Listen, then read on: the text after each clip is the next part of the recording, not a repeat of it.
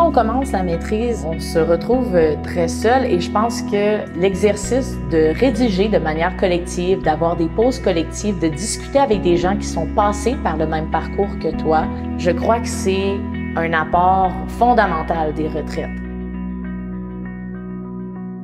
Les retraites de rédaction collective, c'est un projet qui vise à adopter une vision collaborative du projet de recherche que l'étudiant poursuit au 2e ou au 3e cycle à la faculté de droit. On vise à lutter contre l'isolement, qui est parfois un enjeu de persévérance. On vise à lutter aussi contre la procrastination, donc en prenant rendez-vous de manière significative avec son projet de recherche.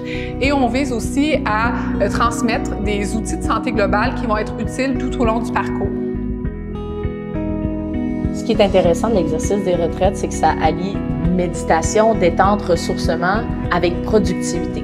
On va vers du ressourcement par les arts, par les activités musicales, par les activités de yoga ou de détente musculaire. Et on se retrouve ensuite dans une zone beaucoup plus productive. Parce que c'est ça les retraites, c'est un moment dans ton agenda, dans ton horaire chargé de colloques, de conférences, de cours, un moment que tu te réserves pour toi et ton projet. C'est vraiment un concept qui est inspiré là, de ce que fait l'organisme Taisez-vous, l'organisme montréalais, où on lutte un peu contre la vision très compétitive, solitaire, voire cloisonnée du projet de recherche. Un projet au cycle supérieur, ça implique une part d'autonomie, une part de responsabilisation de ses recherches.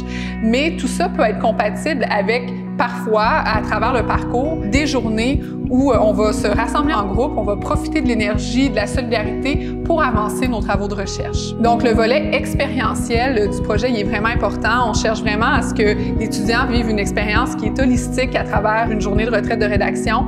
Donc, par exemple, si on dit que la respiration cohérence cardiaque, c'est une respiration qui permet d'apaiser le système nerveux, on la fait, on la réalise ensemble. On prend 3-4 minutes au début de la journée pour la faire. Les retraites, ça va bien au-delà d'une seule journée.